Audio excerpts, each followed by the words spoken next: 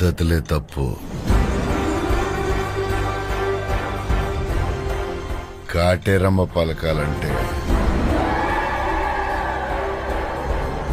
పశువులు సంతకు పోవాలా, మందలో బాగా ఒళ్ళు చేసి కొమ్ములు తిరిగిన పొట్టేల్ని పట్టాలా,